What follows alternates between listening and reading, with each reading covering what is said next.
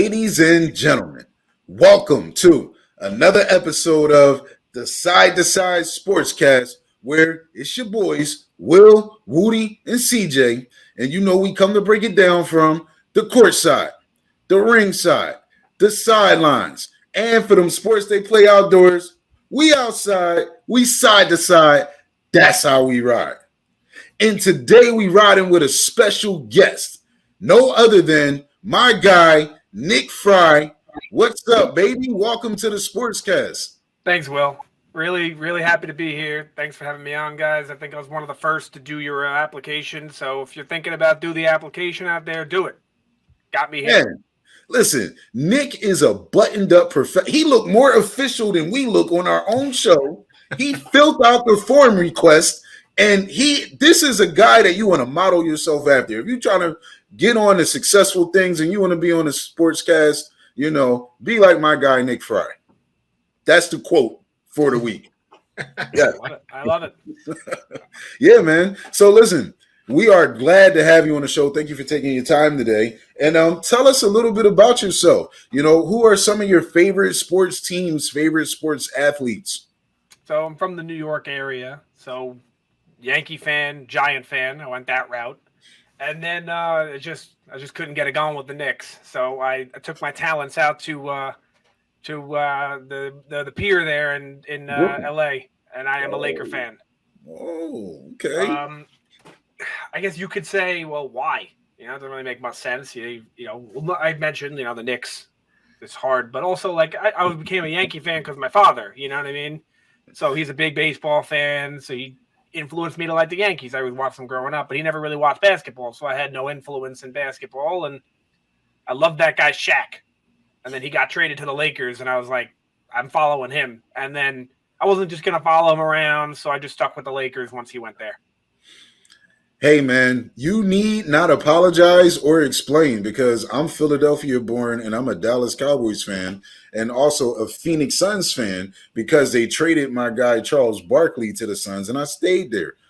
It's a long story about how I became a Cowboys fan, but we'll get to that. But again, man, hey, shout out to your Lakers. And I can't believe I said that. But listen, he could not have picked bigger rivals. I was thinking that.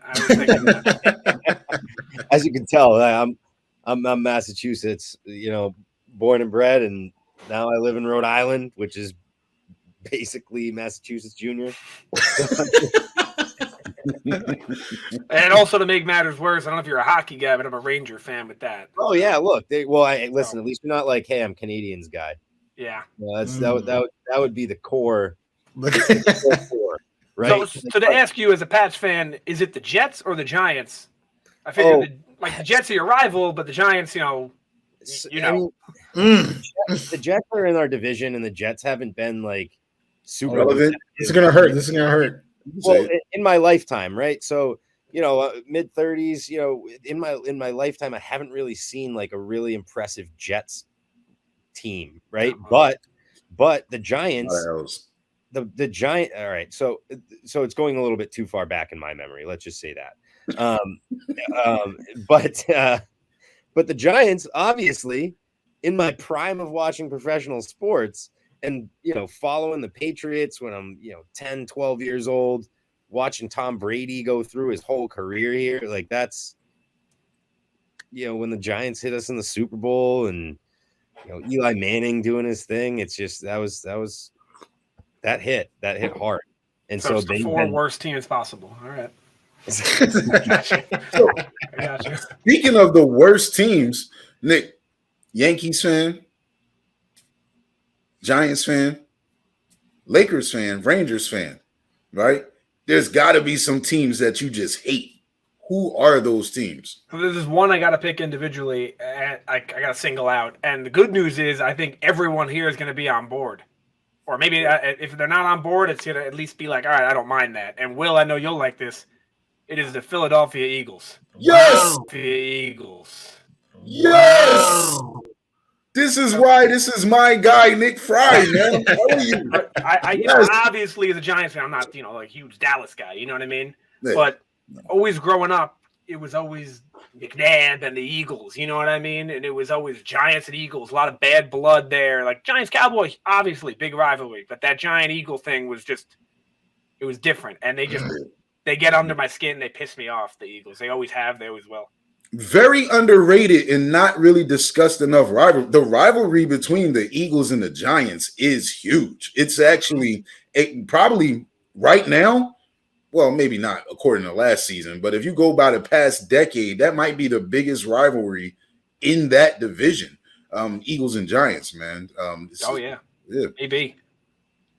And I mean, I can't rock the Yankee shirt without saying that the Red Sox, but the Red Sox for me is more of a like, it's not more of a hate. It's more of a like, them again.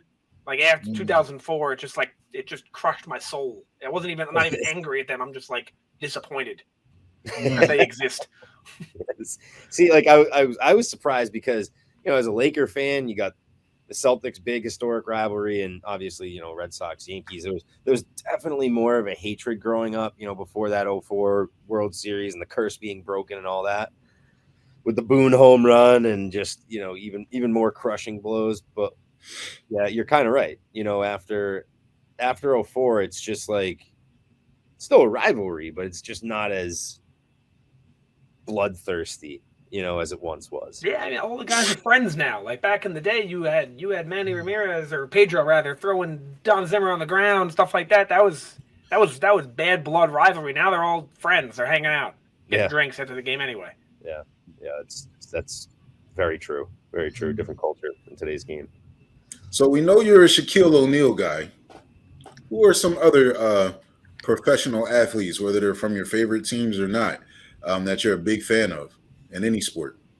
I think I didn't have this planned actually, but I'm looking down at my desk and I have this right in front of me. So I have to say this is my favorite player of all time in any sport, and that's Mr. A-Rod. Okay. I didn't realize that I have his rookie card right in front of me every day. It sits right there, and it's the only card I have, so I got to go with him. And then up above, Mr. Kobe Bryant. Kobe, man. There's not a bad thing you could say about him. You know what I mean? And then when it comes to football, I mean, it's Michael Strahan, man. That's my boy. Okay. That's my era. That's my era, Michael Strahan. And I know we're talking a little WWE today, so I got to give a shout out to my main man, John Morrison. John Morrison fan. Respect. All right, awesome. Now, okay, so Kobe, A-Rod, Shaq, and Strahan, right? Yeah. There's got to be some players that you just despise. You just can't stand this guy. And why? There aren't. There really aren't, because not even Donovan McNabb. No, McNabb, because I can't hate him for being good. He didn't do anything. He didn't do anything to the team personally. He just beat them because he was good. So there's no player out there that I really What about despise. all those Campbell Soup commercials? I happen to love Campbell Soup. So I'm okay with it. I love Campbell Soup. So, if I had to pick someone, it's the common thing for the Yankee fan to say Ortiz because of the whole, well, did he cheat and he got him? We don't know. So I don't want to say Ortiz because he seems like a great guy. He seems like an awesome guy, honestly.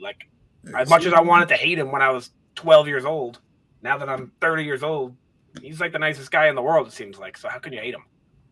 Man, you are a rare breed, man. You are not a hater. You are an appreciator. And that we need more of you in the sports world. Because people just hate on people for no reason. I'm not even going to throw any names and people out there on the Sportscast who hate on certain players every chance they get. But, I'm sure it'll come up, especially on today's episode. We'll see how that goes. But, Nick, we appreciate you, buddy. You don't have to hate players, ladies and gentlemen. You just don't, man. Appreciate talent for what it is. Okay? Even if it doesn't measure up to talent that you think's better. You don't have to hate players. Stop that.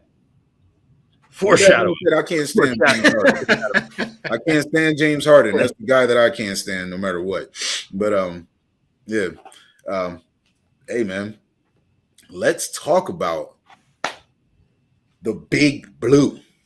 Let's talk about your New York Football Giants. This is a special time right now. The Giants have a brand new staff. So you have reason to at least be a little hopeful, right? You got Dable and Joe Shane working together to build this thing. So, Nick, what do you think about the state of your New York Giants right now? Oh, I mean, let's get this out of the way quick. We suck. Like, there's no there's no way going around that. But I'm loving the spot we're in. I've been very vocal on other casts, wherever I could be, that I was not a fan of the old regime with Dave Gettleman from the day they hired him. It was back in 2017 in December, roughly. They fired McAdoo, which was, of course, the right move at the time. And I kept saying, well, if you don't fire the GM, what's the point? A few days later, they fired Jerry Reese, and then they hired Dave Gettleman. So the first thing I do, like any fan, is, all right, let me look this guy up. So, because I've heard of him before, I know he's from Carolina. I look him up, and I go, wait a minute. From 1996 to 2011, he was the assistant GM for the Giants. They just hired his assistant. Nothing's going to change. And nothing changed. They kept doing the same Giant thing.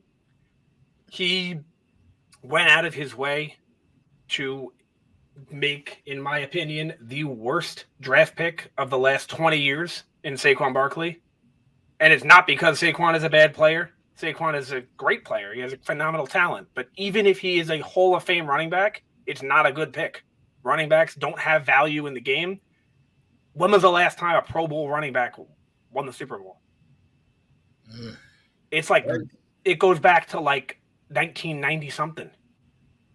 They're not important in the game anymore. They built the team backwards. They built the team like Dallas. Dallas did it in 2016. They were bad the year before because Romo was hurt. They had that opportunity to grab Zeke because he was the missing piece to the puzzle. The Giants thought Saquon Barkley was the missing piece to the puzzle, but they didn't realize they had no other pieces on the board. They put a piece down with nothing around him. They thought they can squeeze one more out of Eli Manning when his career was sadly over.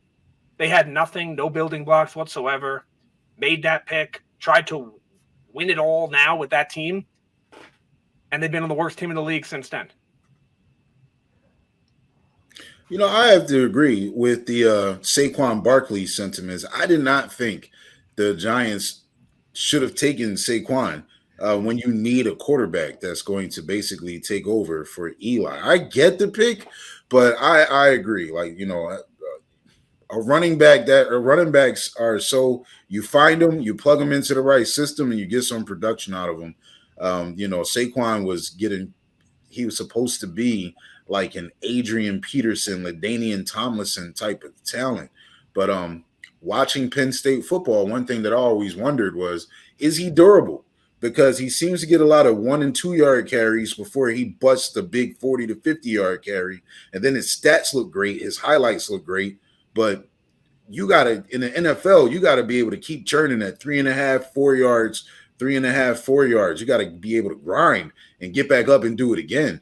And I agree. I don't know if I'd say it's the worst draft pick in the last decade, but it is definitely not looking good. And the Giants could have had Josh Allen. So when you look at it like that, maybe it is.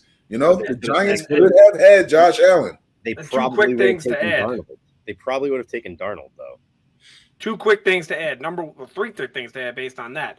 Number one is they could have picked Quentin Nelson, who is arguably the best lineman in this generation. Yeah, which would have been a great addition. Number two, you had mentioned Adrian Peterson and LaDainian Tomlinson. They have one thing in common: 0 rings. And the third thing is the Jets did pick Darnold, and we all know Darnold didn't work out, right, James? Right. We failed them. But what did the Jets get for Darnold? For Darnold. What do you mean? Oh, like the competition? They got a decent amount for him. They got a second and a fourth. We have a second round this year, and then we got a fourth round last year. The Giants are currently trying to trade Barkley and are open to a fifth, and they're not getting calls. They're not getting calls for a fifth, and they're going to take him off the board. I figure there's no point in trading him at this point because you're going to have him under contract for one more year. You might as well play it out. If he does well, sign him. Why not? So at this point, if you're not going to get a fifth, keep him. Right, but the whole thing with the salary cap is really what people are concerned. I mean, you're kind of hitting on the point where you say, like, these star running backs who demand, right, big money take up a huge chunk of your salary cap, and like you said, and you're 100% right, they're less a facet of the game these days, and so you're overpaying somebody who, unless you're really Christian McCaffrey or Alvin Kamara, there's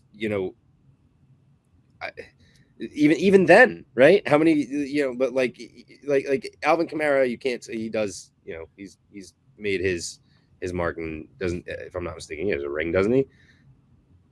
No. Am I wrong on that? No. Yeah, okay. No. Well, you could probably list the top 10 running backs in the league. There's 0. Yeah, like Derrick Henry is a beast. He's chilling with 0. When we had the last Giants fan on to talk, I believe it was Dan. I listened. He had some good points. Yeah, he talked about how, when you have a young quarterback, it's great. You need to build around that young quarterback because you can spend money everywhere else. And if you're spending it on a position that you don't necessarily need to throw a chunk of cash into, like the running back, like the Pats have, aside from James White, actually, he's making like $2 million a year. They just got a bunch of people coming in, catching the ball in the backfield, bruising. They got like 4 running backs every year, and some of them you've never even heard of. It's just like it's just kind of wheel and deal at that position. And I think you bring up a fantastic point, that aspect. Like, people just don't want to take on the contract, they'd rather just keep the 5th round pick. Yeah, but the thing is, Saquon is only getting paid about $7 million this year. You see, he got injured before his big payday. He was about to break bank, and he never got to break the bank. Instead, he broke his lower ligaments, and he's trying to recover from it. I honestly think now if the Giants release Saquon after June 1st, no cap penalties at all, no dead cap. It's just a clean release, and they can move on. So the other franchises know this. That's why they're really not trying to trade for them. But I think during the draft, after some teams see how their first 4 rounds shake out, Saquon may be traded on draft day. I actually have this itchy feeling that the LA Rams, because that's just so Rams right now. That is so Rams. Swoop in and try to get Saquon. I could totally see that. Or maybe even the Arizona Cardinals. Because the Cardinals have to do something. They have to do something. Seattle is going in the tank, and their only competition, depending on San Fran is still competitive, but the Cardinals got to try to do something, and we'll see. Somebody's going to roll the dice on Saquon. I mean, he's a tremendous talent. Like, let's not, when he plays, of course, unfortunately, the best ability is availability.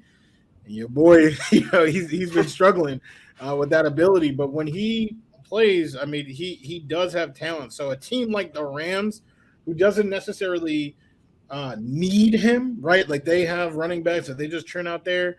Like, that's like almost like the best place, because then the pressure's off, right? He could just take, 10 carries and just, break one off to the house. Like, that's literally the perfect place.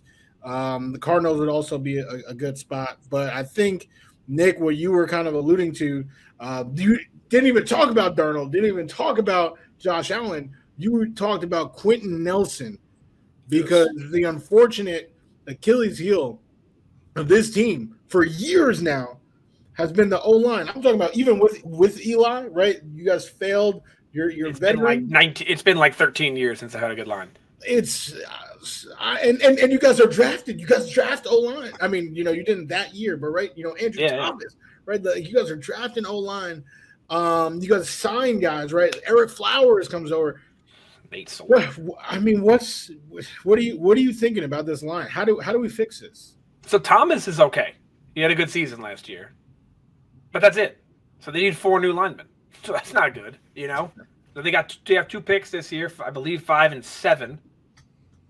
Could be 5 and 6. 5 and 8. Yeah, 5. Yeah, one of those. 5 and 7. It's either 5 and 7 or 5 and 8. I think it's 5 and 7. So you can easily get at least one there. I'd be happy with 2. Really? Bring it in, fix it. It's been like, honestly, they haven't had it. Like when they won that Super Bowl the first time, one of the main reasons was that line. and that defense, and that running game. When they won the second time, their line wasn't even good. Eli was just going out of his mind, throwing passes, Manningham catching him with his eyes closed. They were out of their minds on passing the ball that year. Eli threw 5,000 yards that year. That's almost like 49 something. They were on fire on the passing that year. So their line hasn't really been good since like 09. So it's time. It's time. And I think the negative for a team, though, I think it's a lose-lose to trade for Barkley because either he's bad. You only got him for 1 year because he's on contract for 1 year. Yep. So free agent next year. So if he's bad, that sucks because he's bad, right? Obviously. And if he's good, he's just going to leave and take the payday. So it's a lose-lose. What's the point in trading a pick for somebody who's either going to stick around for 1 year or be there for 1 year and be bad? Well, if it's the Rams, you know why. If That's it's true. they're going Rams. The Rams, the Bucks, like these teams that are just trying to roll the dice on 1 year, I could totally see it. I was going to say the Bucks. Look, watch out for the Dolphins. They are just, first of all, they've been throwing out money to running backs like Raheem Mostert, who can barely stay on the field. Like if they just want a plethora of weapons, like then it wouldn't surprise me. Listen, they literally they were just like cashing in draft picks to go get Tyreek, and maybe they're just rolling the dice and they're like, you know what, Barkley, yeah, sure. What? Can we guys take a sixth? All right, great. Let's give you a sixth and a seventh. See ya. Like I mean, I think the Bucks and are definitely a dark horse to go in and like he could be a 1-2 punch with Fournette. Like that would be pretty ridiculous too. I mean, they're going to try and build around Brady for 1 more year again. So anything can happen in the NFL these days. We've seen it. Yeah, I would definitely be nervous for those teams that are in win now mode. I was not expecting to hear the name Tyreek Hill, so if I am crying, hopefully Stat can edit that out. I just wasn't expecting to hear the name on this show. You were just pumped for him. I mean, I know. It was. So here's what's interesting about the Giants. Over the past 10 years since 2012, the New York Giants have only selected one defensive player in the first round, and that player is Eli Apple. So they've been over a decade putting resources into their offense, and these resources have not panned out. But this year, the Giants are in a very unique position.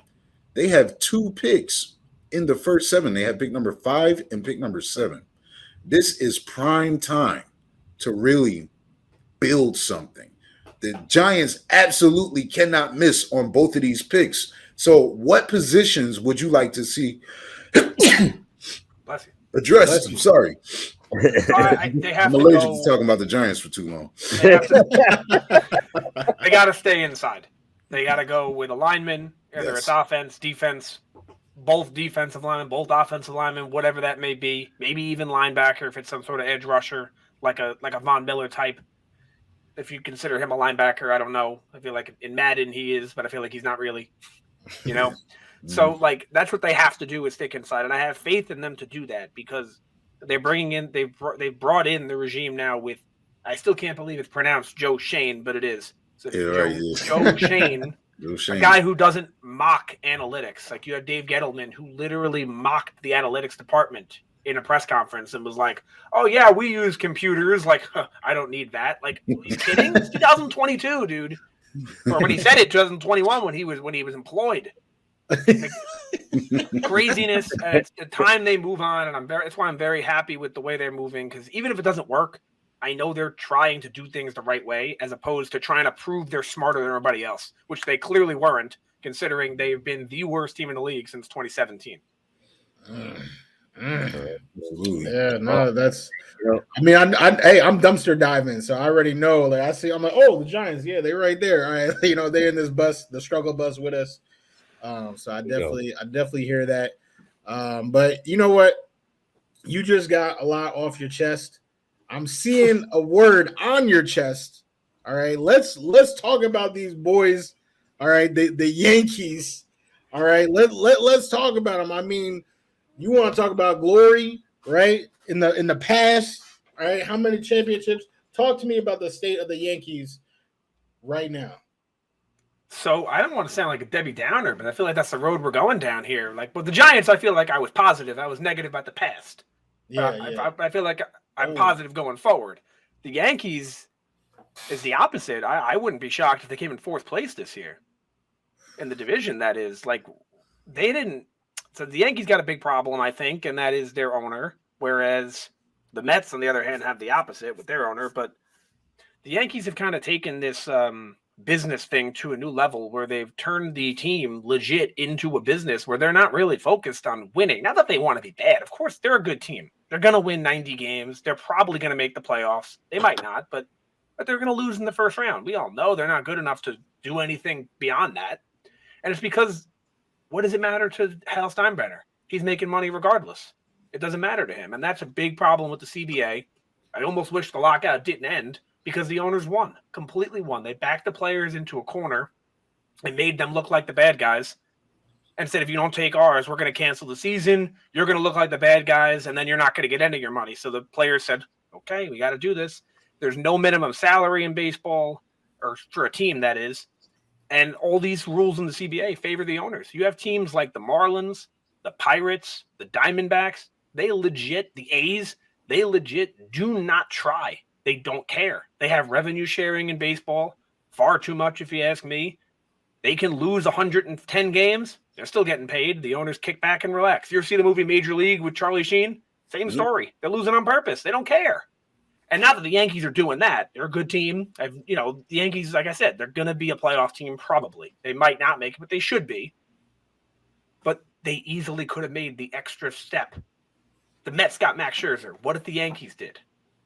The Dodgers got Freddie Freeman. What if the Yankees did? Don't tell me they can't afford it. Hal Steinbrenner's a literal billionaire in a league with no salary cap. They could have afforded it, and they would have been a World Series team. Instead, they didn't. They took the easy way out with Rizzo, fine player, no issues with Anthony Rizzo. He's a good player. But doing that, you're a fringe playoff team. Yeah, I was just going to say they're still spending money. They're just spending it poorly, right? I mean, they still lead the league in salary cap, or it might be the Red Sox now, but regardless, top 3. They're top 3 now.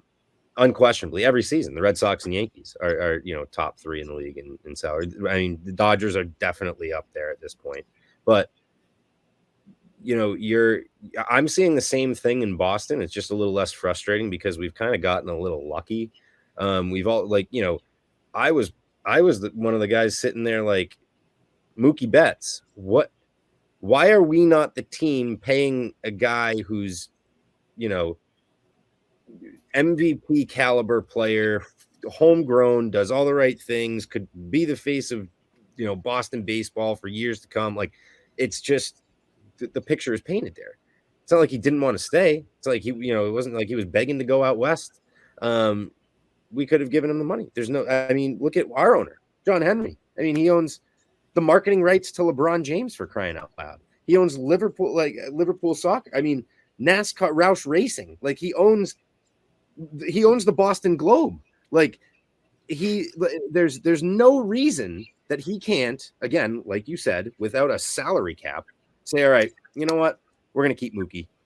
Because he's making plenty back in the Reds. I can tell you, as a season ticket holder, we have some of the highest ticket prices in baseball. It's just, there's no reason. So I feel you on that. It's just, spend the money where we should. Stop trying to, do, like, we got Kyan Bloom, who Will and James, who aren't as familiar. He is the GM of the Red Sox now, and was the GM of the Tampa Bay Rays, who are a small market team, needed to really run very, thin and methodically and scout and find the right guys to do, really different things, on the baseball field. And they were successful doing it their way. And now it's like, Kyan Bloom, you have money to spend, go spend it. You don't have to do it that way. You don't have to save money. You're here in Boston with a billionaire owner. Let's go get good people, please. So yeah, man. We might have to change his ticker to Red Sox Talk real quick. I don't even know that. His Boston blood boiling. Nick triggered something in me, right? Nick triggered something in me because now that he's got his Boston blood boiling, and he talked about what the Red Sox need to do. Nick, What? So you're not really too optimistic about the Yankees' chance this year. It was just a couple years ago where it looked like the Yankees were going to make it to the World Series. Yeah, They were on a pretty good run. So, what do you think they need to do this season? Like, are there any in-season moves that you would like to see happen? What can happen for the Yankees to exceed their fan base's expectations right now? So I was at the last game before everything went downhill. It was Game 5 of the ALCS in 2017. They won. They went up 3-2. We all thought we were going to the World Series. We were at the bar. It was an early game. They played the playoff games at 5 o'clock, so the game ended at 8. So we were all at the bar, 8 o'clock, 4 hours in the bar. You know what I mean? I had a great time.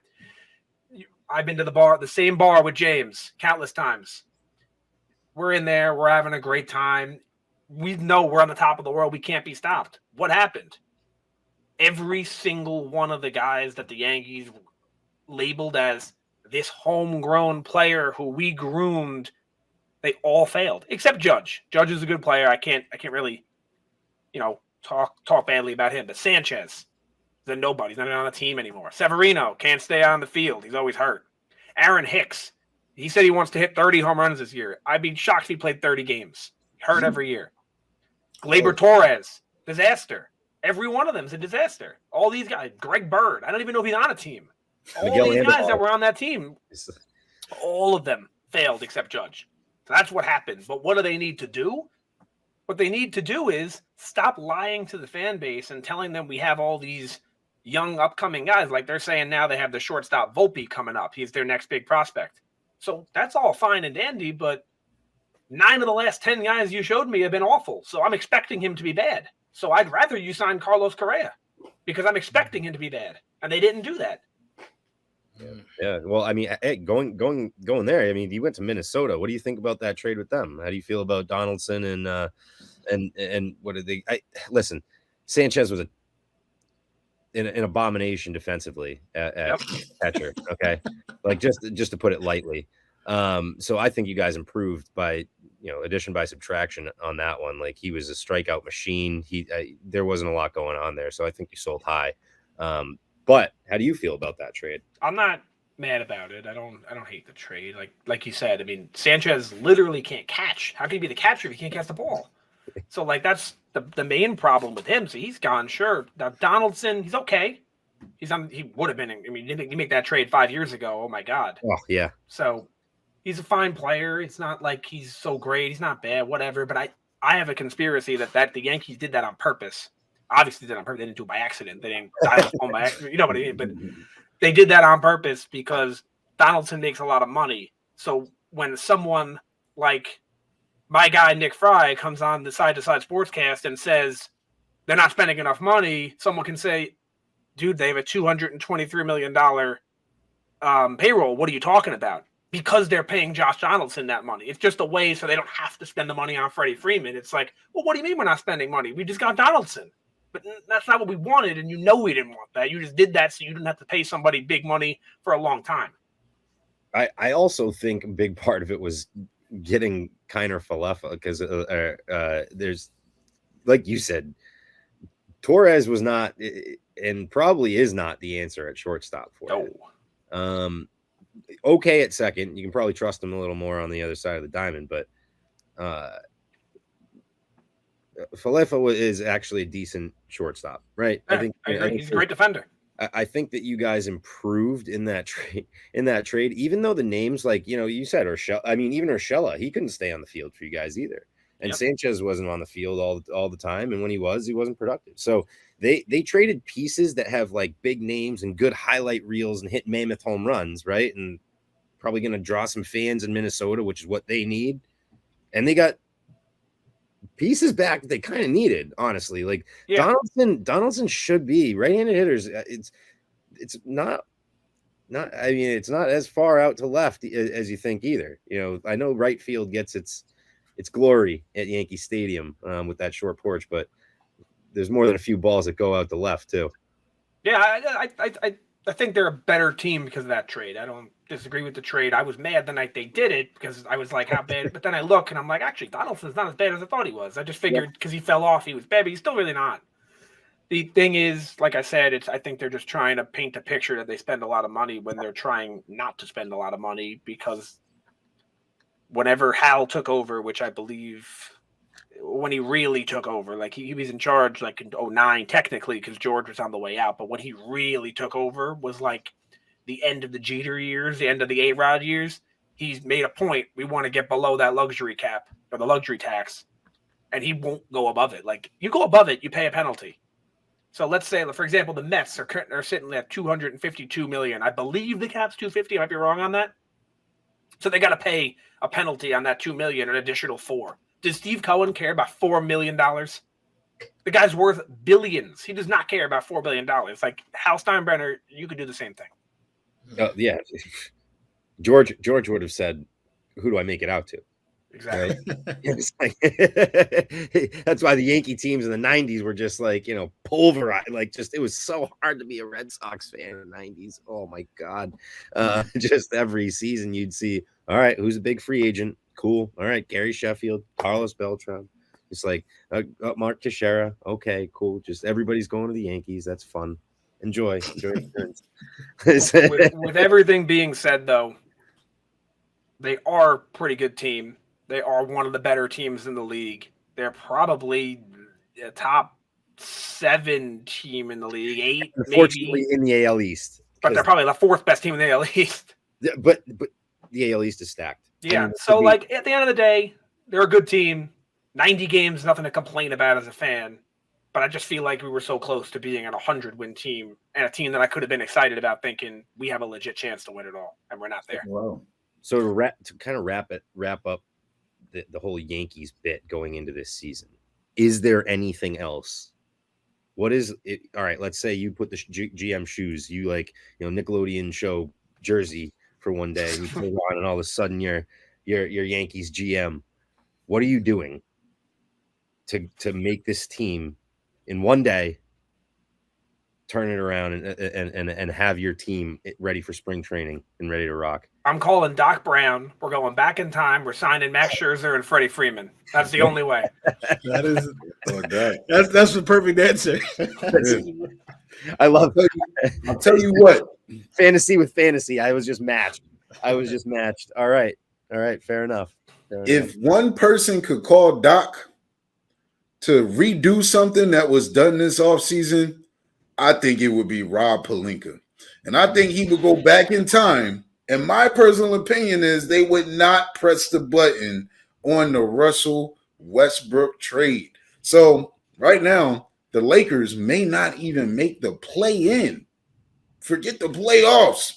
They may not make the play-in, right? And they were projected to win the finals the moment that they made that trade. It's been one heck of a year for the Lakers. I like this show that comes on TV, NCIS Los Angeles. You ever see it? NCIS Los Angeles, right? But yeah, it's just a little, I know NCIS. I don't think I've seen it though. NCIS, right? Yeah, right. You know it, but you haven't seen it. But when I think of NCIS Los Angeles right now, I can't help but make the acronym stand for No Championship in Sight. Los Angeles. It's supposed to be Titletown, but they're tanking right now, and it is bad. But Nick, my guy Fry, I want to hear it from you. You're a diehard. You bleed the purple and gold. I'm a LeBron after you fan. Disrespected his team. After you pretty much said no championship in sight. You know what? Oh, yeah.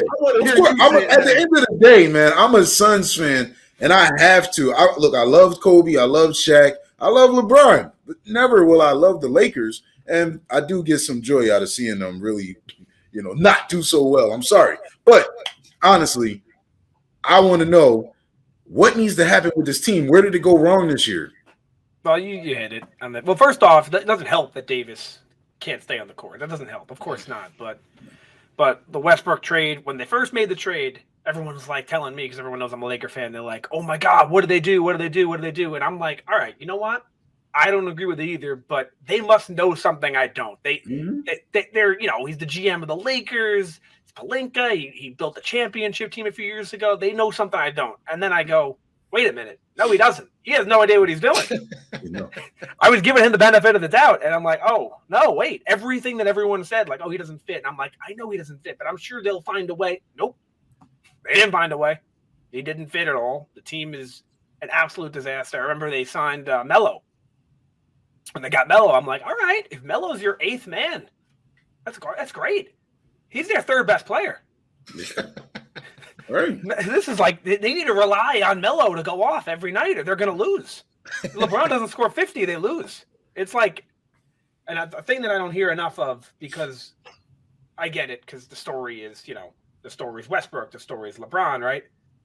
The Lakers' defense, it's unbelievably bad. Wow. The only teams in the league with a worse defense than the Lakers are Portland, the Kings, and the Rockets. And those three teams have been bad at defense for consecutive years. I believe the Sacramento Kings and the Portland Trailblazers last year had historically bad defenses by numbers. And as far as the Lakers are concerned, I think the biggest mistake Rob Pelinka made was you only brought back 3 guys from last year's team. And then you only had 3 guys under the age of 60 on the team, and you're wondering why the team is so defensively bad. That was really a GM's fault. Now, I know that people love to say LeBron did it, blah, blah, blah, blah, blah. But at the end of the day, Rob Pelinka is the general manager. You will never see Pat Riley allow LeBron to dictate who's going to be on the roster, right? The Cleveland Cavaliers, they were soft. They let LeBron do whatever. LeBron came to the Lakers, and the Lakers are supposed to run the organization. But, hey, you revamp a whole team, and then this year is bad. Yeah, LeBron, he's leading the league in scoring. I think it's very impressive. But next year, you have the same problem, aside from Westbrook. Now the 3 guys you have 4 guys coming back to next year's team, guaranteed. You have LeBron, Street Clothes, Russell Westbrook, and THT, who was a big disappointment this year. I actually thought that THT was going to have a really good year. I did. I really did. Because he can actually play. He can play, but maybe he's just not ready yet. I think he will have his time sometime. But, man, it just did not work out this year. I mean, I was thinking about this the other day. Who's taking Russell Westbrook at this point on their team? Like, I don't.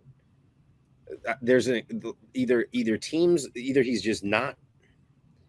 He's like this superstar that's just not, like, nowadays, just with his athleticism being his main talent, right? It's not getting better with age. He can't.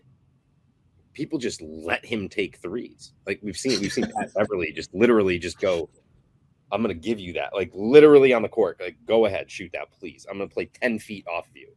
And that's not even an exaggeration. And he's just not, his game isn't like, he's still selfish enough, I guess, to want his. Like, he hasn't taken upon that. It's not like he's Rondo and is a pass first guy now and is adjusted to like his age and is going with his IQ. It's like he's still trying to explode, get 40. I mean, he's succumbed to LeBron a little bit being on that team, but I don't know. It just seems like an awkward fit for most people. So I'll ask you, Nick. Would you deal him? Would you go another season and try and put pieces around? Like, what would you do this offseason? Well, he's expiring, technically this year, but he's got a player option for $47 million. So I think it's safe to say he's going to come back. Yeah. But then he's on an expiring contract next year. So it actually is somewhat doable to move him next deadline. Because, expiring contracts are very valuable. That's true, yeah. So maybe, but who? That's the thing, who? Right, that's what I'm thinking. But usually a team will take on an expiring contract if they're like in a win now mode. Like, oh, if we get the missing piece, like what team is he the missing piece for? Like, That's what I'm Russell saying. Westbrook is beloved in Oklahoma City, and I just got this feeling that somehow, some way, they're going to acquire him, and they're not going to sacrifice a lot. The Lakers are just going to be looking to dump salary, and maybe Russell will finish his career in OKC. Him and his wife are politicking to get to Orlando. They're saying that you put him in Orlando, they're a playoff team. So, like, who knows if they're going to be able to make that trade happen? But that's what they want to see. It's a rough situation. That might be true though. that legit might be true. Like kind of what happened with the Wizards. Yeah, he's actually the problem with Westbrook in the Lakers is this: he's actually not trying to shoot too much. His shot selection is bad, and the fact that the Lakers can't play defense when he makes these when he dribbles down the court and he pulls up around the elbow and he tries to bank it and it hits all backboard and it turns into a fast break the other way, right? That takes momentum from a team that can't play defense. LeBron had a chase down block the other night. I think it was against when the Lakers were playing the Rockets. And Westbrook caught the chase down block, went coast to coast, missed the finger roll off the front of the rim. He's just like a blooper waiting. He's Shaqtin' a fool all year. But I think the pressure has gotten to him like it did Will Smith. I think Russell Westbrook just want to smack somebody, but he won't. And I just don't think LA's a good fit for him. I could totally see him getting traded to another team, getting triple doubles, and on that team fight for 7th, 8th seed. I think I think it's just a tough situation all around. Obviously, anytime a franchise gets LeBron James, the franchise has changed, right? And the players have to adjust, right? They had a budding team, and all those guys are gone. And, Kuzma just said it was within the last month. Kuzma was saying, hey, it's so good to just play freely. And that, yes, there are benefits and there are definitely cons to being saddled up on that same roster with LeBron. There are multiple teammates that were happier after playing with him. I'm not. This is not me vilifying LeBron because I know Will's now boiling, just like how CJ, turned it into the Red Sox was boiling. I know Will's boiling, but I'm not. It's not even about LeBron. I'm trying to defend my boy Russ, who has definitely been Shaqtin' a fool all year. But it's just it's a different environment. I do think his skills haven't diminished to the point where he has no value to a team. I literally think he can go to Orlando and give them 20 more wins because he does still share the ball. He passes the ball. Sometimes he does make the big shot. He just sent it into OT a couple of weeks ago. What was that against the Raptors? Was that? Yep. But yeah, he still has that magic. He just doesn't have a lot of it left, and he's pretty inconsistent. He's actually probably the most inconsistent player in the league. But I don't disagree with you. It's like you see a lot of times. It's like people will just ask a question like, "Is Russ the problem?" And it's just the answer is just yes or no. But like, there's a middle ground there. Like, no, he's not the problem, but he is a problem. Like, he's not the only issue with the Lakers. I'm not putting the blame on Russell Westbrook, but he could be better. He could be a lot better. He's been bad. But it's not his fault they're a bad team. Anthony Davis has not played since what? Like Thanksgiving? Like, how long has this guy been out? Like, seriously, he got hurt right before Christmas and he came back for like 6 games and he's out again. With him in the lineup, are they a 2 seed? Of course not. But are they the 6 seed? Maybe. That's a much different story.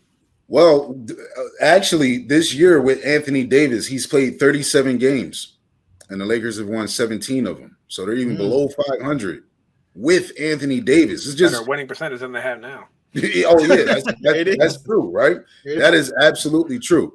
And Woody, I got nothing bad to say about it. I'm actually not I don't take anything. I don't think you were disrespecting LeBron. But I do want to just say that budding team before he got there, that team was not budding. They weren't going anywhere. They were a young team with players who weren't ready yet. Lonzo is doing pretty good. Well, he has been out for a long time in Chicago. They're doing just fine without him. But really, none of those guys have done anything. Kuzma feels free because think about it. LeBron James, he puts a tremendous amount of pressure on the team because when he comes in town, it's like, hey, he's playing for legacy. It is all about him, unfortunately. I'm not saying he's selfish, but hey, we got to get to the championship. So the front office has to make everything changes. You are 100% right about that. LeBron comes to the team, everything changes. We got to go get this championship. There's a lot of pressure. And LeBron gets on his teammates. That's something that nobody talks about a lot, but he takes all the blame and everything. He gets on his guys hard. So Kuzma, I feel so free playing without LeBron. Kyrie, oh man, it feels so much better. But like these guys they're not winning anymore. They're actually comfortable with just not playing at that pressure. So Nick, I want to ask you this. LeBron's still going to be in LA next year. AD's still going to be in LA next year. THT's still going to be in LA next year. And maybe Westbrook. But other than that, maybe they re-signed Malik Monk. Well, I'm a big Malik Monk fan, believe it or not. I think that is necessary for the Lakers to do. But what do they need to add to this team next year so they can compete? Do you think they should even trade Anthony Davis? Or should they trade LeBron?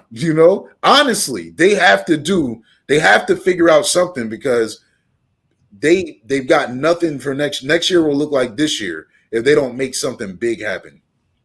I just before we go right back into that, I have to just say, Will, that I completely disagree with the fact that like before they were a budding team. They had a talented roster. Before LeBron James, you can go of course, Lonzo Ball, he's had his injuries, but what was their record? Just answer that.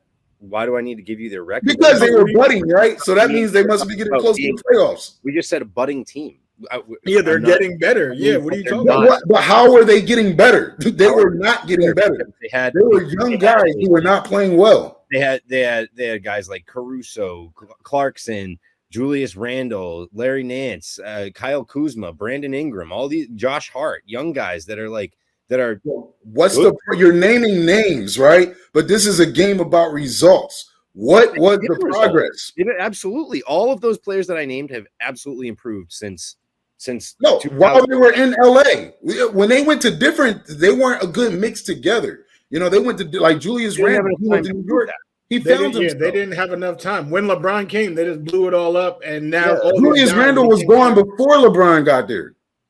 Well, that's one person. I'm talking about Clarkson, Lonzo, Kuzma, like everybody. But look at Brandon Ingram. He's still missing. He only plays 50 games a year. He's worse than AD, right? Lonzo Ball still can't stay on the court. Look at him. He's hurt again, right? These guys, their body can't make it through a season. Kyle Kuzma is all right. Maybe he's added a little bit more since he has more freedom. But look at the Washington Wizards. They're 11 games under 500. What are these guys doing? Now, I will say Jordan Clarkson, being the sixth man in Utah, but I have to double check. Was he gone before LeBron got there? I actually think he was, right? So. Jordan Clarkson. I think right. Yeah, he was gone before LeBron got there. They traded. It's easy to look. Larry Nance at the same time. Right. People look at the Lakers like, oh, they traded all their young talent. That talent was garbage. They were not a good mix of players. Brandon Ingram can play, but how often does he play? Right? You got Anthony Davis. Hey, they got a championship out of Anthony Davis. So the trade was well worth it. But Anthony Davis is also a player that's just not going to be consistently healthy. But I'll take Anthony Davis over Brandon Ingram and Lonzo Ball, who can get you 50 games max, per season. And they're not even that great. They're not even that great, to be honest with you. They're good, solid players, but they are not great players. You know who has been great? Anthony Davis. This season, he has not. And last season, after that injury, he started to fall off. There was a point last season where it was looking like this was Anthony Davis's team. But that's what their hope has been. Yeah, but after he got hurt last year against the Suns, because in that first round last year, Anthony Davis was hard to deal with. Then he got hurt, never came back the same. Yeah, he's had a rough time staying on the court the past 2 seasons. That's for sure. Now I know I got a little passionate about it, but Nick, do you think that Lakers team before LeBron was on their way? Like if they would have kept that mix of players, do you think they'd be like, in the playoff picture right now with those same young guys? I'm in the middle with what you guys are saying. So first off, they were on the way up in terms of like 3 years before LeBron came, their winning percentage was 20. 2 years before he came, their winning percentage was 32. 1 year before he came, it was 42. So they were getting better, absolutely, and maybe they would have been. But it doesn't mean at the same time I'm still happy they went the route they did, because at the end of the day, it's about the ring, and they got it. Like that's the point of the game, right? That's why you want you make a trade, you trade your entire future for 1 year. Let's say the Sixers, they traded everything for Harden. If they win it all this year, even if Harden quits the team the next day and says I'm not playing anymore, it's worth it. That's what you did it for. You did it to win it all. So I'm in the middle. Like I think they were on the way up, but I'm happy with the LeBron move. I'm happy with the Davis trade because it worked. All right. And you know what, man? It would take a LeBron James conversation to turn this into the squared circle. So let's transition. Let's talk about WrestleMania 38. This is the Super Bowl. As my man Woody says, the granddaddy of them all, baby. WrestleMania 38, an event for the ages here. And I, for the first time, am going to be there. So I'm excited. I'm going to be WrestleMania representing side to side to the fullest. And I'll tell you one thing that I'm excited about. The first time I ever went to a wrestling event was literally the week before the world shut down in 2020. And I was with my main man right there, Woody, right? When the Street Profits won the tag team titles for the first time. I was there. That was my first time being at a WWE event. I've been watching the WWE since I was single digits years old, but that was the first time I actually went to an event. And one wrestler, my favorite wrestler is The Rock. Well, it would have to be a surprise if The Rock came. But another guy that I loved is actually from the Attitude Era going to be at this WrestleMania. And I can't explain how I'm going to explode when the glass shatters. I'm going to be hyped. So I might stun my wife. I might just kick her in the stomach and bam. Like, I might just get real hyped. But I'm really excited to see this match between Stone Cold and Kevin Owens. And it should be a good show. But that's a match that I'm looking for. What are you fellas looking for too? So I want to start. You said that your first ever event was with Woody. Woody's first ever event, I was present. We didn't go together, but I was there. Yeah. We hung out in the parking lot a little bit, but we didn't sit together. You sat with your now wife. I sat. I remember you sat really close, and I sat in not the nosebleed. I had good seats, like in the 100s. I was ringside for real. Blew me out of the water. But so that was WrestleMania 29. I've been to WrestleMania 29. I also went to 35, also at MetLife. So both at MetLife, I was there. I'm looking forward to because I'm not as big of a fan as I was. I still watch WWE. I still keep up with it, but I used to be like in front of the TV when back then it was 9 o'clock Raw to 11 every week. No discussion. Like if I was on vacation, I had to make sure before we went that the TV had USA Network so I could be there watching it. Like I couldn't miss it. That was it. Yeah. So like for me, because I'm not into it as much anymore, but I still follow what's going on. For me, it's the big match that I'm interested in. I want to see that Brock and Roman match because personally, I like when they bring titles together because I think it makes them mean more when there's less of them. Yes. Like if you have, I know they're talking about a mid-season NBA tournament. Like if you do that, you have tournaments every week. Like who cares anymore? You got one tournament a year, makes it a big deal. So I'm interested in that match. Who's your I like that. I'm with you on that. What do you think is going to happen? Like when they unify the titles, do you think they're eventually going to separate them again? Does each brand, Fox and UFC, have to have a title? If so, what's the point of this match? Like I literally want there to be one championship title. That's how I feel. Yeah, I agree with you, but I think in time, eventually they will do that.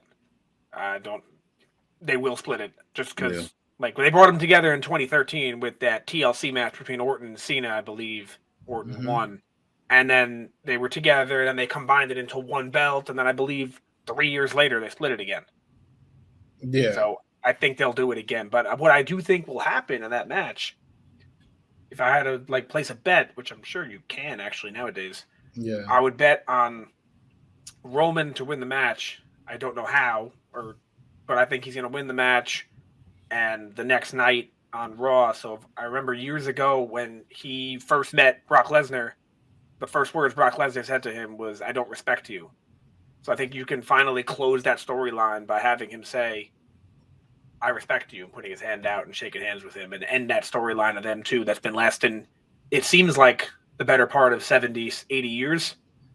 They've been fighting as long as I remember. It seems like a good way to wrap it up. And also, like, Roman's been on top so long right now. I think his reign has been like over 500 days, if I'm not mistaken. Mm-hmm. I feel like if you're going to have Tim be dethroned, you can really use that to bring someone into stardom. And if you do that with Lesnar, you're kind of wasting it because he's already there.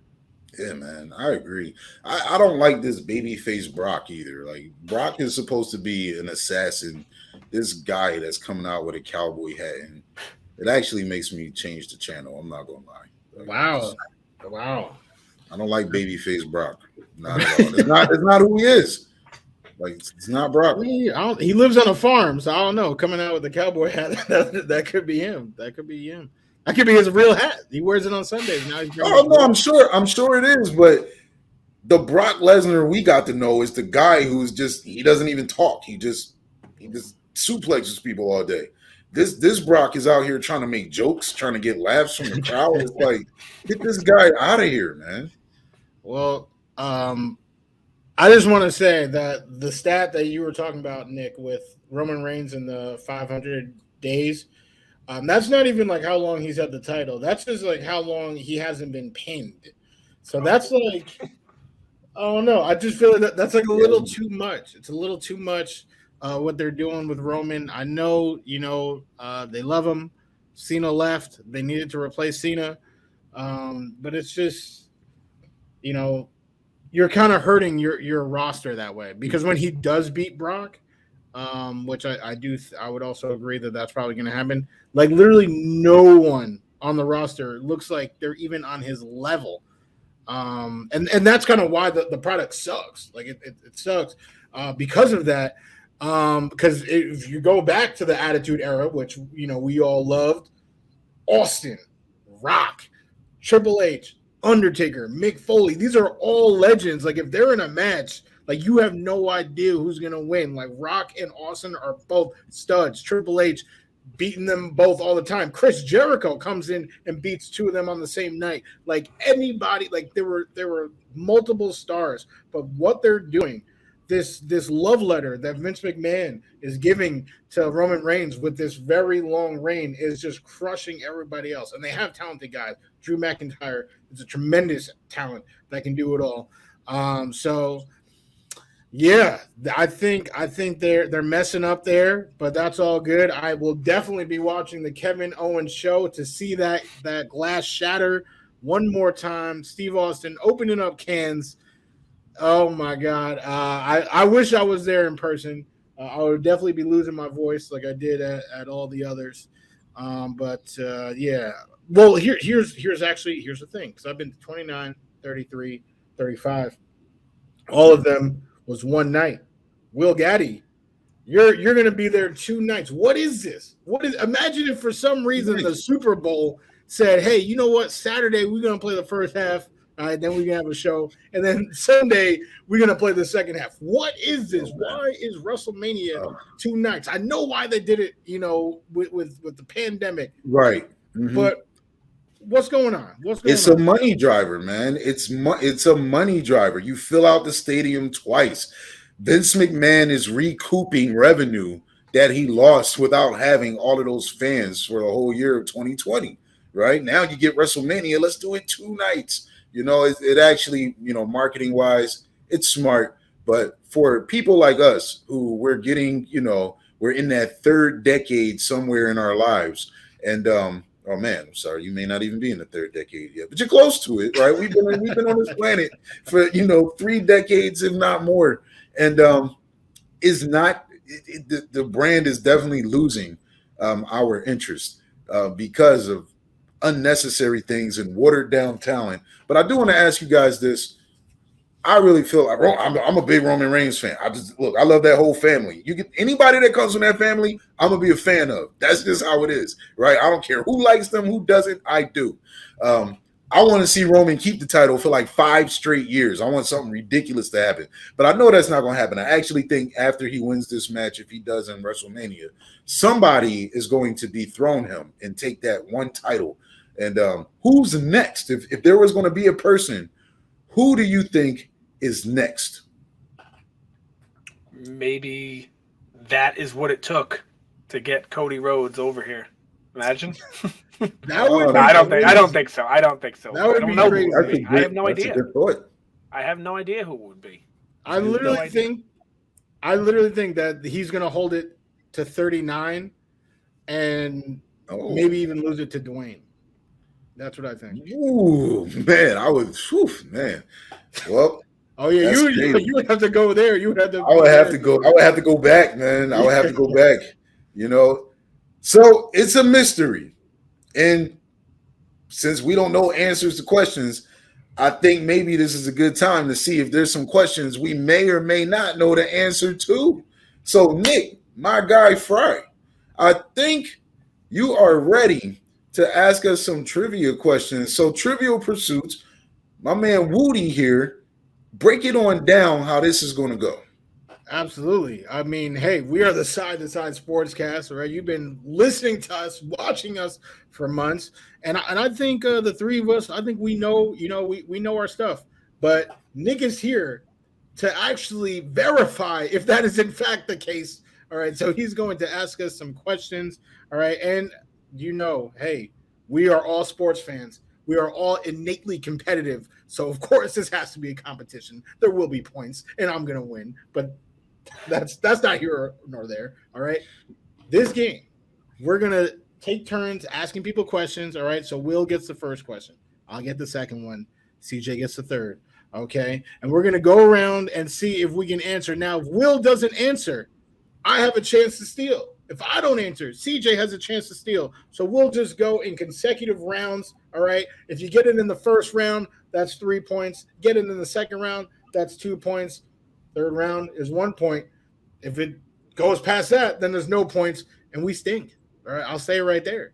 All right, so that is pretty much the game. Okay, I believe it's 3 questions. It could be 4. I'm not sure, but that's what we're playing, and I'm gonna compete. I'm giving it my all right here, right now. So, can I just ask a question? Are these rules written in ink? Because if they're written in pencil, can we do the first round as 1 point? Can the last round be the clutch round? Like if somebody struck out, can they come through like Kobe in the fourth and in the third round, just answer that last question and maybe steal the game? Can we go reverse with the points? Nick, what do you think? That's for you guys to decide. I just That's have these questions that I don't think you're going to get any of them right. So prove me wrong. Whoa, okay. Wow. Oh my God! Wow. I do think you'll get partial. I think you'll get partial answers on some of them. Let's I don't think you'll get them right entirely. I'm ready. I'm ready. Round 1 point. Round 2 2 points. Round 3 3 points. Okay. Why not? All right, here we go. Okay. So I have 7 questions in total. I'm only going to be asking 3 here tonight. A 4th if we have some sort of tie, and 5th, and so on if we keep being tied. So I have 2 NBAs and an NFL. We're going to start with an NBA question for you, Will. In the last 20 years, there have been 4 rookies to have a game where they scored 25 points, 15 rebounds, and 5 assists. Who are these 4 rookies? In the last 20 years, 25, 15, and 5? Correct. In the last 20 years. All right. I'm going to go with not Sadiq Bey. And I do admit that this question could be difficult, so I have a hint that I'm going to throw out right now, and that all 4 of them were top 10 picks. Okay. All 4 of them were top 10 picks. Yes. Rules on Sadiq Bey. You should have waited after what kind of? Oh my! Yeah, he's not a rookie. He's not a rookie. No, that's my bad. I was just hyped. My boy from Nova. All right, so we're gonna go with Luka Doncic. Do you want to name 4, or do you want to go one? Name 4. No, he should name 4. Name Yeah, 4. yeah, I agree. Yeah. He should name 4. I'm gonna go with Luka Doncic. I'm gonna go with LeBron James. I'm gonna go with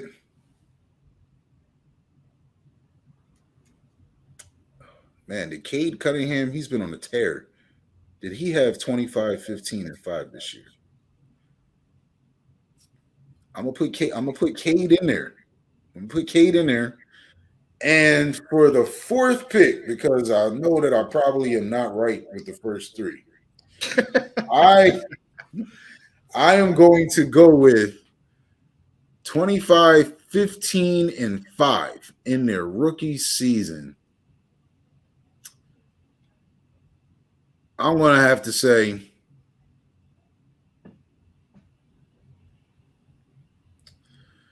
oh, man. All right. I forfeit. Yeah, you're forfeit. All right. So, Nick, hit us with, were any of those correct? Wait. Does he have to answer the question now? No. Well, yeah. Like, so I'll fill up. So I will tell you, if any, how many were correct. If any, yeah. There was one correct answer of the 3 you listed, and that was Mr. LeBron. Oh, okay. I was going to say LeBron. Okay. All right. So I'll do it right now. All right. So wait, why you get to be easier now? Oh man, he makes a good point. Stealing the points. You left points on the table, so this is stealing the points. But you should have answered before without any hints. Well, it's fair because you'll get a chance to do the same later. Okay, all right. Yeah, exactly. What goes around comes around. We already know that.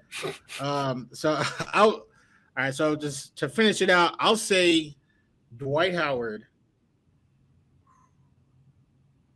You can only give 3 guesses, by the way. Yeah. Dwight Howard, Kevin Durant, and Dwight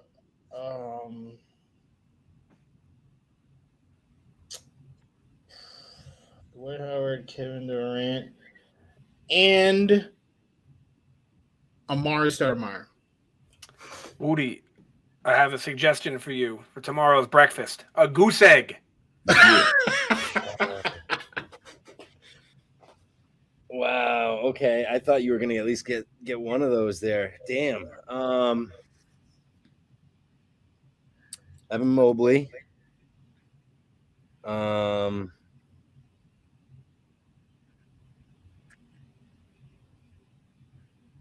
to think of big men.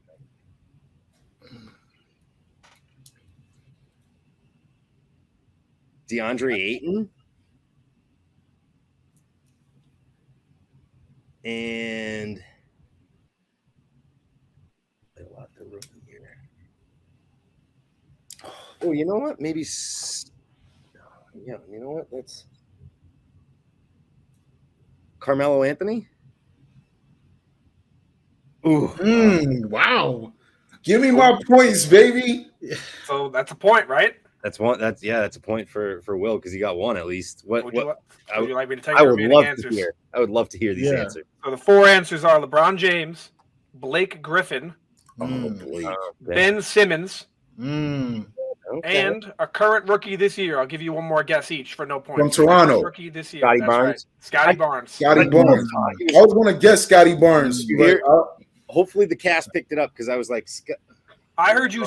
I thought you were going to say Simmons. No, either way, it would have been Scotty right. Barnes. Honestly, my last pick. Then I was like, that's a point. Way too many recent players.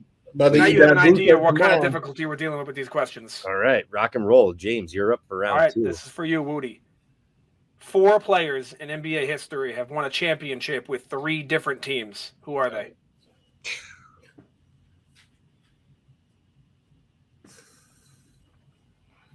Robert Horry. It's got to be one. That's the easy one there. Sorry.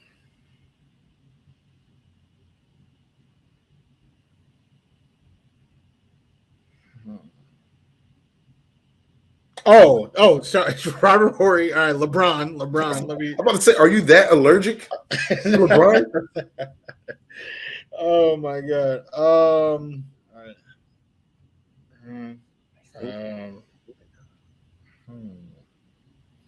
This is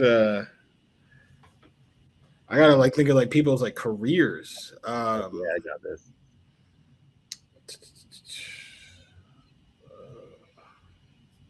I'm gonna get these points too. Yeah. You guys know the last two, or one? I know at least one.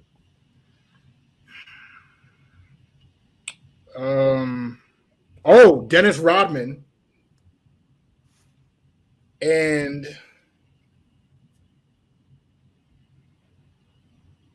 Dennis. Oh damn. Well, okay, yeah, Dennis Rodman, and then my last one, I'm gonna say, it's not a great showing.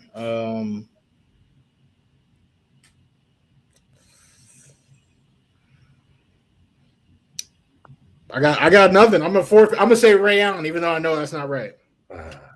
So you got two.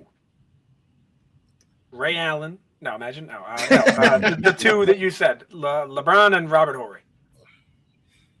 So two. So CJ. What if someone fills in the answer? Then you'd split the point? Yeah. Okay. I guess we would get half the point. Yeah. No, because it's round 2, so it'd be worth 1 point each, I guess. Oh yeah. Then Gaddy would have locked it up. True.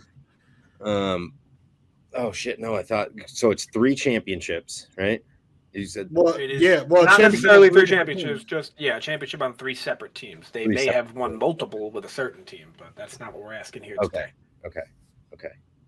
Wow. All right. No, that I thought that was easier because I had the 2 locked up, but then because I know they won multiple championships, it was like the easy one's Shaq, right? Okay. Yeah. That's an even tougher one. Gosh. No.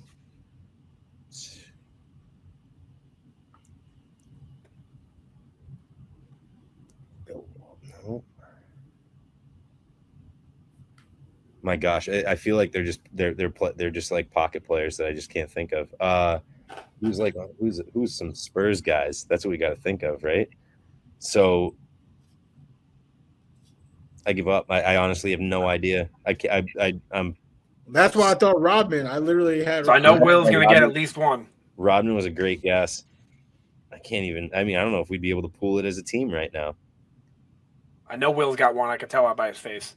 Go ahead. Yeah, it does. It definitely seems like It definitely seems like he has one. Danny Green, LeBron James, Robert Horry, and oh man, I've definitely been thinking of this fourth one, but we got Danny Green, we got Robert Horry, we got LeBron James.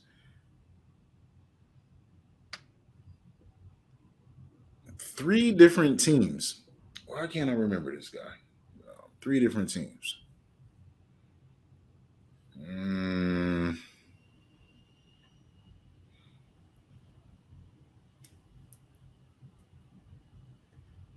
It's not James Jones. It's not James Jones. I can't stop thinking about James Jones. So I'm trying to tell myself it's not him. I'd lose it if it was James Jones. I really don't want to throw in the towel. I'm thinking of the recent championship teams. So you might as well throw a name out there because if you don't, Woody gets the point here. Yeah, I got to block Woody from getting the point. So let me go ahead and get this answer right. All right. So, who played with Kawhi Leonard? No. I mean, you don't have forever though. That I don't. I'm just trying to take the exact amount of time that you took. Are you serious? The amount of time you took the first question? Oh my god! I have it. He has 17 minutes left. All right. All right. That's it, Woody. You get the point. Who's that fourth guy, Nick? So your third guy was correct. It is Danny Green.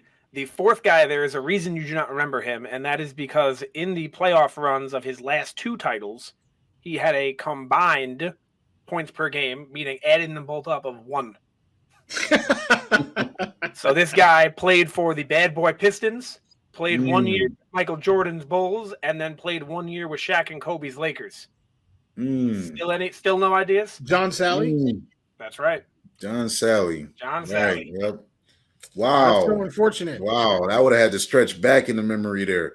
I forgot that John Sally was actually part of that Bulls team early. Oh, And he came back Yeah. for that Laker team like years later. I thought about it. Yeah, I remember the Pistons and the Lakers. That is unfortunate, but it's actually also still fortunate because I'm out here with that point. All right, holla at your boy. Now we're here for our final question, which is for CJ, and it's our NFL question of the show, and that is. But see, so hold on, because we started doing this one. So this one also kind of has to be for 1 point. Like for this one to be 3 points. Well, this is for the win. I got 1 point. Your round, you get 2 points. You won that round. That was a 2-point round. Okay. So literally, this is for the win. Whoever gets this question right wins. Yeah. Right. So throw out your scores. It's 0-0-0 right now. Winner takes all. And here we go. In the last 3 NFL seasons, meaning 19, 20, and 21, there is only one player in the entire league who has had at least 1,150 yards receiving in all 3 seasons. Who is that player? Your only hint, it is a wide receiver. It is not Travis Kelce or any other tight end. It is a wide receiver. In the last 3 seasons. 19, 20, and 21, this guy eclipsed the 1,150 yard each of those seasons. Hey, keep your hands up. Keep your hands up, CJ. You're clicking on no mouse.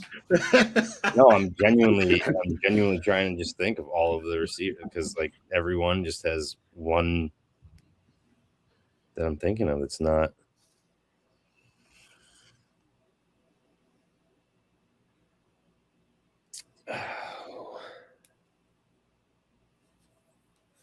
Get them hands up. Mike Evans? Incorrect. I'm glad you said that first. Let me go ahead and get my answer together. We'll tell you why each answer is incorrect, because I know for a fact that all 3 of your answers will be incorrect. That's pretty crazy. No, but Mike Evans got 1,157 2 years ago, and he got barely over 1,000 the last 2. But he got a lot of touchdowns the last 2. He did get over 1,000 though. So yep, Brady helped him a lot with the touchdowns, but the yards fell. He had more catches, but less. I don't know. It's odd. More catches, less yards. Damn. You got my best. Will, are you still thinking? Oh, it's my turn? Yes. Oh, I'm thinking it's your turn. It was a good strategy to get extra time. Yeah, right. Like no, my bad. That was my bad. So, all right. I want to say 1,150 3 years in a row. This may come at a surprise, but I am actually, man, I could be wrong, but I think this is I think it's a player that you wouldn't think about. And I'm going to go with Brandon Cooks. So it's incorrect, but that's a very good guess. That is a very good guess. The reason that is incorrect is Brandon Cooks was injured in 2019. He also didn't get it this year. He was close, but he didn't get it this year. But Brandon Cooks is a very good guess. It was on the list for me too. I was thinking. I hate this because I was actually pretty. Well, let me not say confident, but like I feel like Devontae Adams has like 2 of those years locked up, but he was injured. He had turf toe for like 8 weeks, so it's not him.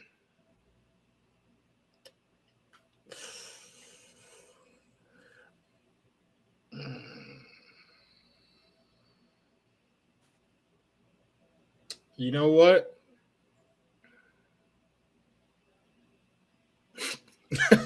No, it's not. I think I know who it is. Going around again? We should go around. It's the last. You want to go around? I have more questions. I got one. No, I'm just saying like one more because let's go around with this guess if I don't get it right now. Yes. Yeah. Oh. Who? Give it a shot. No. I think he was hurt too. Everybody gets hurt. Yeah, I'm going to say DJ Moore. That is correct. Wow. Moody. What? Yo, that was my next guess. DJ Moore. Yo, let's Good go. God. That is a fantastic job, and that's so surprising because first of all, like some people look at him and go, he's not even good, which I mean, that can't be true. He's really And good. the quarterbacks that he's done it with are Cam, Teddy, and then a mixture of Darnold and Cam. Oh yeah, and PJ Walker, right? PJ Walker out here throwing the rock. But I know he just got an extension. He was actually on my fantasy team the last 2 years. So I know he's been doing work. It's just it's tough sledding out there, like you said. Woody, when you were thinking of somebody and you were like, "Oh, it can't be him. He just got hurt." Were you thinking of AJ Brown? No, I was thinking of Adam Thielen. Actually, I felt like I got a very fun fact for you because I heard that I asked these questions to a lot of people and I held off asking you the last few weeks because I knew I was coming doing this. Thielen was a very popular answer that I got, and Thielen hasn't done that since 2018. Oh, my bad. He hasn't gotten over 1,000 since 2018. Wow. I thought Will might go with Cooper. Like if we didn't know that it was some bizarre answer, I thought Cooper was close too. Nah, I knew Cooper Kupp didn't have. I think he missed some games 2 years ago. Well, this year, no. Well, last year Amari didn't even have 1,000. Yeah. Oh yeah, last year he didn't. Yeah. So the big catch with this question is there's two things. One is next year this will be obsolete. I'm assuming because Justin Jefferson is going to do that. I would assume. And number two is the answer that is a very popular answer that is so close to being right that is incorrect is Stephon Diggs because in 2019 he only got 1130. Ooh, man. I kind of want to hear a fourth question before let's run it. We actually might have to have an entire trivia show with Nick, my guy, Fry. Like you're very good at facilitating this. I love them. I love them. So let me know if I have 4 here written down. Let me know like what level of difficulty you're looking for. Do not do the hardest. Trust me on that. All right. Nick, my guy. He's my guy for real. He has hit me with some of these questions. Do not do the hardest difficulty. I promise you. I kind of want to. All right, do it. Wrap it up. I want to hear the hardest question. Let's wrap it up with the hardest question. No, but I don't know if we're running short on time. Do you want to do something? Nah, man, we're good. Let's do this. Okay. Let's do this. Ready? Right. You have what? 4 more questions to ask? I have 4. We could do some off the. So then, just for fun, let's just field them as a team. See if we can knock them out. All right, you can start throwing answers at me. So yeah, I'll do them all. All right, here we go. So the Dallas Mavericks between the years 2004 and 2009 had the second most wins in the NBA, only behind the Spurs. During that time, only one person on their team made the All-Star game. Who was it? Sean Marion? Oh, no. This is supposed to be the gimme. It's a Dirk? Oh, Dirk. Yes. So now that I have your attention, what if I told you it was actually 2 people? Who was the other guy? I was getting you confident, Sean Marion? Thank you. Not Sean Marion. Between 2004 and 2009. Josh Howard is correct. There it is. Wow. Good pick. Which is kind of stunning because they were so good and only had 2 All-Stars in that entire time. And he only made it once. All right, next question. Who is the only player in the history of the NBA to score 50 points in a season and average less than 10 points per game in that same season? Ooh. What's his name? An active player. Oh, he's active. He's an active player. Corey Brewer? Is he still in the league? It is not Corey Brewer. I do not think he's in the league also. I'm not sure, though. Yeah, Sadiq Bey? No, he may average more than 10. This guy is an Eastern Conference player, was drafted in a team in the Eastern Conference, and still plays in the Eastern Conference with a different team. Man, who goes up on He's a career bench player, but he's a pretty good bench player. Like, you would not be upset to have this guy on your team. Lou Willett, no. He's getting buckets, man. But he only got buckets in 1 game that year. No, yeah, I know. I was so confident in Corey Brewer. I was so confident. East Conference. And he's a wing player. When you said active player, that threw me off because I remember there was a player named Dumas who played for the Sixers who used to never play, but he had 50. Alec Burks? No. I think Burks played on the Jazz. Jazz, yeah. He was a top 10 pick. It's not Trey He Burke. was a top 10 pick. He was a top 10 pick in his NBA draft. Jabari Parker. Negative. No, he didn't score. I thought I had that. Yeah. I don't even know if he scored 50 in back-to-back nights. 50. I feel like I'd remember a 50-point game from this.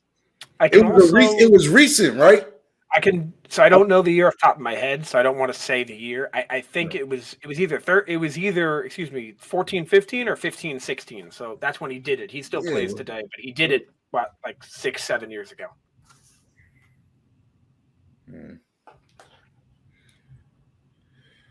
And I would argue that his career got better as he left his old team and went to his current team, but he was still not a bad player on his old team. So he's only been on 2 teams? Is that what you're saying? He's only been on 2 teams. Wow. The team that drafted him and the team he's on now, both Eastern Conference teams. I don't know why I want to say Terry Rozier, but I think he averages more than 10. It was not him.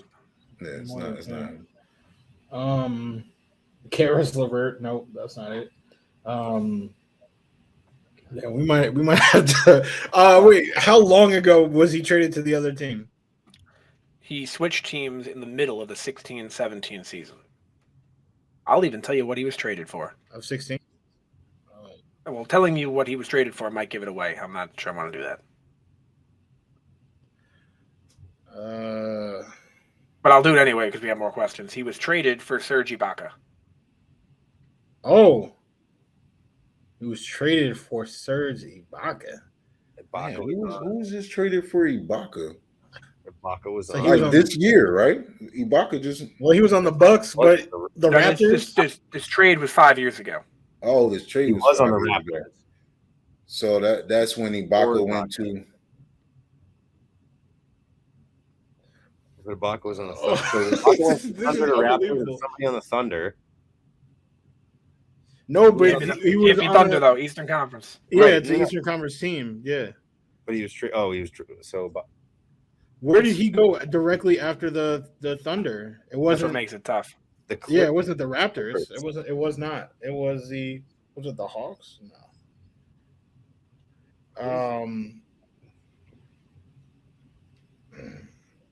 I have no idea. All right. You know what? The Yeah, Clippers. man, we're gonna have to press the button on this one. I don't think we're gonna get it. Yeah, Throw the We towel. won't get. Throw it. the towel But I like want to hear Rocky the one should've. after this one, and then that's it. All right, the answer to this question is Terrence Ross. Oh, he did have 50 with And he was on the Orlando. Raptors. He was Oh, on the the Raptors. Magic, dude! I couldn't know the Yo, Serge Magic Ibaka was on the Magic for like half a season. for like Oh. I was like literally the blink of an eye. Like Wow. The man. last one, I'll give you sort of an easy one here, or easier. Since 1985, who has recorded the most double-doubles in which points were not one of the categories? Since 1985. Yeah, so this guy had the most double-doubles ever, or since then, rather, with no points in their double-double. Meaning it was points or assists, or points and, or not a points, you know what I mean, rebounds and assists, or rebounds and steals, blocks, whatever that may be. Dennis Rodman. Not Dennis Rodman, and I'll give you a hint because I don't want you to go down the wrong path. The two statistics are rebounds and assists. Yeah, rebounds and assists, right? That's what it. Andre Miller. Boris Diaw. Rajon Rondo. That's you would think, but no. I was literally gonna say Rondo. That's rebounds. This yeah. Man, Andre Iguodala. J If Kidd. I could, that's it. J Kidd. Oh, let's go. Oh, wow, Jason Kidd. That makes so much sense too. Those Wow, are- man. I'll ask you guys the last one off the air because it's a doozy. All right. All right. Well, ladies and gentlemen, we want to thank you, Nick, for coming through and representing on the Side to Side Sportscast. Fellas, we absolutely have to have a full trivia show. You know, one day that would be fun. We might even have to have our boys, the Duel, come back on with us to have it out. But hey, we want you to come through the Sportscast, to call it how you see it, call it how you saw it, call out those who didn't see it how you saw it, represent what you're thinking, represent what I'm just so charged up about these questions. I ain't even got nothing for y'all. We out. I got something for you. We not out yet. My guy Nick, plug your cast. I know that you out here, you were a guest on our cast. Thank you so much for being on the Side to Side Sportscast. What are the casts that our followers can listen for you?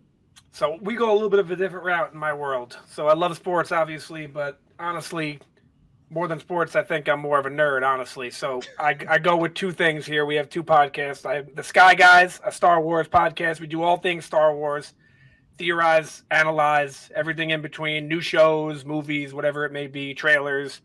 Right now we're struggling because there's no new shows, so we're coming up with stuff. We have no idea what to do. So we're just coming up with random episodes. And I also go on the Nerds and Noobs podcasts, Nerds and Noobs, which is essentially similar idea, just more broad, not just Star Wars, anything. Video games, TV shows, movies, whatever it may be, anything that's nerdy. Okay, cool. Thank you so much for having me guys on. Having me on, guys. I had a blast. Hey, man, we appreciate your presence here, man, and you're always welcome to the Side Sportscast. And ladies and gentlemen, we want you on the Sportscast too. Until the next time we see you, we out.